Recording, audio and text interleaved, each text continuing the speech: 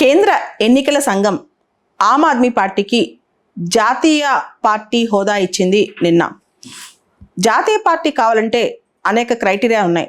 దానిలో ఒక క్రైటీరియా ఆమ్ Aadmi party fulfil చేసింది. 4 రాష్ట్రాల్లో స్టేట్ పార్టీగా ఆమ్ ఆద్మీ పార్టీ గుర్తింపు పొందింది. ఢిల్లీ, పంజాబ్, గోవా, గుజరాత్ ఈ 4 రాష్ట్రాల్లో ఆమ్ ఆద్మీ పార్టీ స్టేట్ పార్టీ అయింది. సో ఆమ్ ఆద్మీ పార్టీకి ఇప్పుడు నేషనల్ పార్టీ స్టేటస్ వచ్చింది. అదేవిధంగా నిన్న ఎన్నికల సంఘం 3 పొలిటికల్ పార్టీస్కి జాతీయ పార్టీ హోదా విత్డ్రా చేసింది, రివోక్ చేసేసింది అనమాట. అవి Nationalist Congress party, communist party of India, Trinamool Congress. ఈ 3 పార్టీస్కి జాతీయ పార్టీ హోదా తీసేసింది అనమాట. అంటే ఇక ఇవి స్టేట్ పార్టీస్ మాత్రమే, నేషనల్ పార్టీస్ కావు.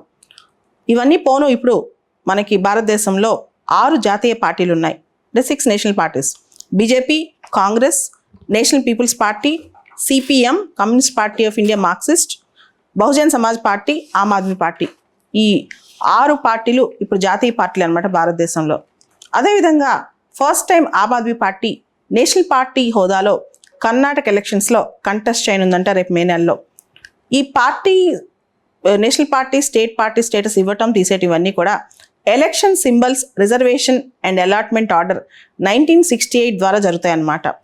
ముఖ్యంగా మనం నేషనల్ కాంగ్రెస్ పార్టీ చూస్తే, నేషనలిస్ట్ కాంగ్రెస్ పార్టీ అది స్టేట్ పార్టీగా గోవా, మణిపూర్, మేఘాలయలో లాస్ అయిపోయింది. స్టేట్ పార్టీగా దానికి కావాల్సిన ఓటింగ్ పర్సంటేజ్ రాలేదన్నమాట. అదేవిధంగా కమ్యూనిస్ట్ పార్టీ ఆఫ్ ఇండియాకి మీకు తెలుసు, ఒకప్పుడు west Bengal communist party of ఇండియాకి కంచుకోట సిపిఐకి.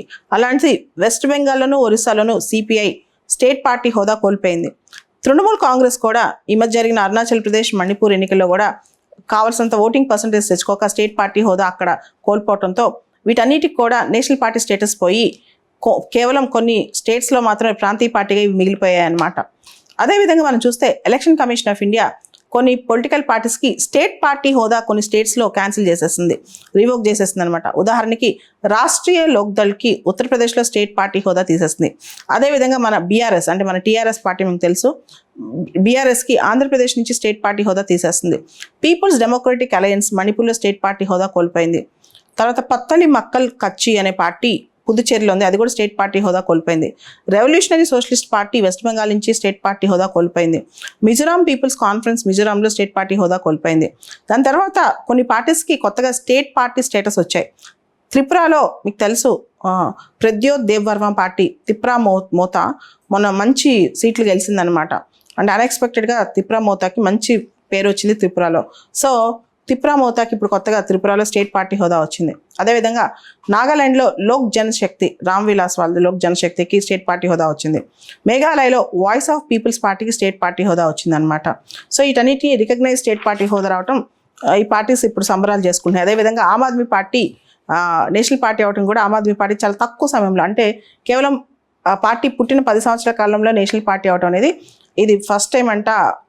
చాలా రేర్ ఇది అనమాట భారతదేశంలో. తర్వాత ఒక పార్టీ నేషనల్ పార్టీ స్టేటస్ వచ్చిందంటే లేదా స్టేట్ పార్టీ స్టేటస్ వచ్చిందంటే దానికి చాలా హోదాలు ఉంటాయి అన్నమాట. ఉదాహరణకి ఒక పార్టీకి నేషనల్ పార్టీ స్టేటస్ వచ్చిందంటే ఆ party symbol throughout India same symbol ఉంటుంది అనమాట ఎక్కడైనా.